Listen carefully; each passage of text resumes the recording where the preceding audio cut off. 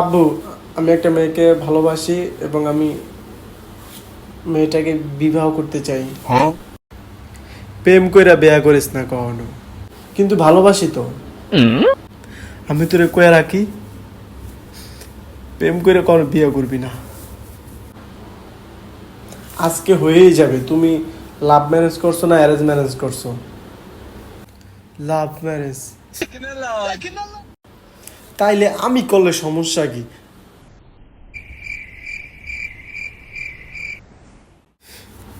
প্রেম কইরা বিয়া করিস না কখনো।